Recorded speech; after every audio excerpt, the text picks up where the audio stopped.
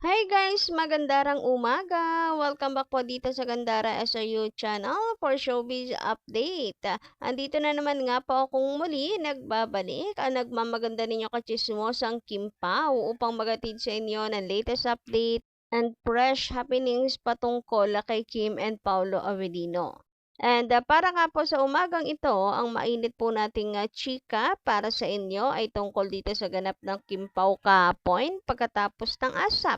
So, ito po muna ang ating kape ngayong umagang ito, ang mainit na chika na to guys, dahil meron pong nakapagsabi na mukhang may ganap po ang Kim Pao after ng ASAP. So, mamaya tatalakayin natin yan at pag-uusapan. But before that, sa mga hindi pa po nakaka-subscribe dito sa ating channel, maaari lamang napindutin po ninyo ang subscribe button at notification bell para mag-updated po kayo at ma-notify tuwing may bago tayong balita sa kanilang dalawa. Basta mga chika tungkol kay Kim and Paolo Avellino, sagot na po natin yan.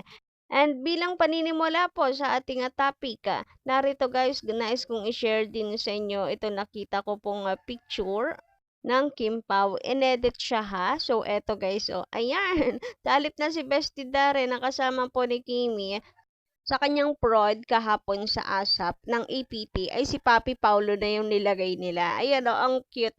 Ang ganda guys. Sarap pagmasdan magkasama yung Kim Pao. Ang galing din po nung nag-edit. Nako, thank you so much. So, credit po dito natin siya nakita. Mula po sa post ni Mick Carly, ayan, pa-follow na lang po niyan guys sa X dahil mga solid Kim Pao fans po itong ating mga nape-flex sa atin pong vlog. Anyway, thank you so much and credit na natuwa ako talaga, grabe, ang cute talagang makita po na magkasama yung Kim Pao. Bakit naman kasi Papi Paulo hindi na lang ikaw yung kasama ni Kimchi sa prod na yan kahapon. Bagay naman niya sa kanya itong outfitan na ganyan. Nako, trending kahapon yung prod ni Kim Chiu and Darren. Nako, baka po worldwide viral po. Ito, lalo na kung Kim Pao po ang gumawa. Ay, nako, nakakatuwa naman. Maraming salamat. Aga-aga ay meron po tayong nakita nga pampag-good vibe. So, grabe talaga ang Kim Pao na malaki din yung epekto nila talaga sa buhay natin. Siyempre, kapag good vibes tayo ay lalo na kapag umaga ay maganda po yung nagiging buong maghapon natin. Kasi nasimulan po ng masaya. Samantala, dahil napag-usapan nga po natin yung post ni MJ Felipe na kung saan ay dapat daw hindi po rinarush, tawag doon, minamadali, pinipilit ang Kim Pao na umamin dahil the more na iyong pinipilit ay the more na magde-deny at hindi po magsasalita. Based daw sa kanyang karanasan bilang reporter. So, hayaan na lamang umamin kapag ramdam na mismo ng dalawa na tama na yung oras at panahon para mag-out. Anyway, meron pong mga nag-share ng kanilang opinion. Sabi dito, from Sir Gavin, shout out, magandang umaga sa yon. Para sa akin, wala nang aminan na para may kilig. Which is true din naman guys. Kasi ina-enjoy naman natin yung pagsusoko sa Kim Pao. Na-enjoy natin siya kasi may excitement, ganyan, at nakakakilig pag meron tayo nakikita pong ebidensya, charot-charot, ganyan, chu-chu-chu. So, nakakatawa at nakaka-excite kasi hindi pa sila umaamin tas pag may nakikita tayong ebidensya, alam niyo yun guys, umaalab lalo yung atin pong kiligness sa kanilang dalawa. Hindi po humuhupa. Andun yung alab sa part natin, kapag umamin na parang wala na yung thrill kasi alam naman na ng buong mundo na magjowa sila. So, para saan pa yung soko natin, mga ganyan. Anyway, sabi naman dito, no need to reveal their status mula po kay Miss Gem naman. Shout out and magandang umaga din sa'yo. Maybe, their status maybe. What you see is what you get. Action speaks louder than words. So, okay na rin nga na ganito po ang Kim Pao. Nakikita naman natin sa kanilang mga galaw, hindi ba? And nakaka-enjoy, ang saya po kaya kapag meron po tayong nakikita.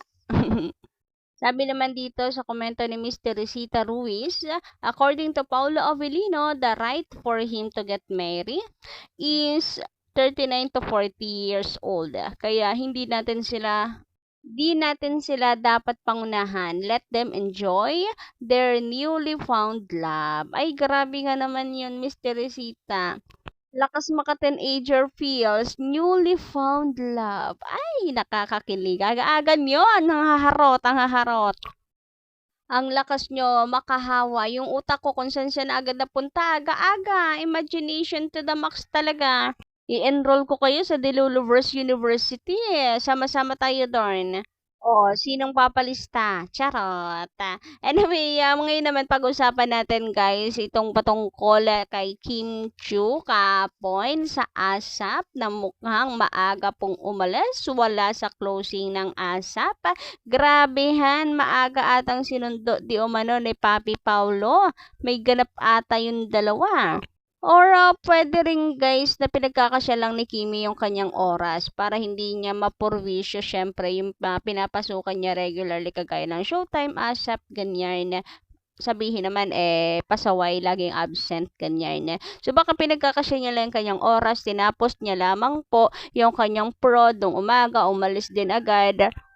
Kasi mapapaisip ka rin paano na pagkakasya talaga ni Kimchi yung kanyang oras? Halos wala na po siyang pahinga talaga. As in, pagkatapos ng Showtime kahapon, rehearsal naman niya para po dito nga sa ASAP, prod nila ni Darren. Nakita natin yan. Kaya nga may nagsasabi, Kim, ang babaeng walang pahinga, Chu Avelino.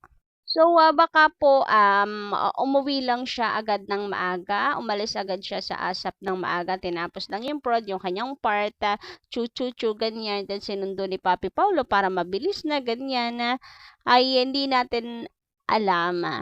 Pero yun yung napansin ng mga fans, maagang umalis si Kimi. Sabi nga po dito, nawala na agad sa closing ng ASAP si Kimi. Mukhang sinundo na agad ni Ninja Boy. Ay, nag-ninja moves yung dalawa. Ay, grabihan naman talaga. Pero talagang magiging ninja naman talaga itong si Kim Chiu dahil sa dami po niyang ginagawa. Yun yung masasabi po natin. Ang dami niyang ginagawa. Napaka-busy ng person.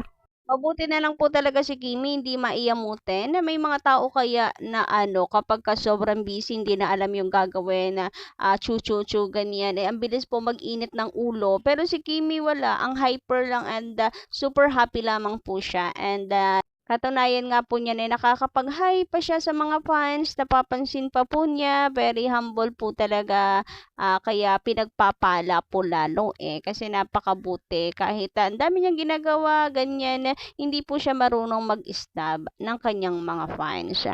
Hindi lang po sa personal, pati po yung mga simple na edit na ginagawa po ng mga fans, kanya pong napapansin at na-appreciate. Kaya naman, paano mo hindi mamahalin ng isang Kim Chiu, hindi ba? Worth it naman yung atin pong pagsuporta sa kanya. So, yun lang guys muna ang ating update sa umagang ito. Medyo maingay na yung background natin.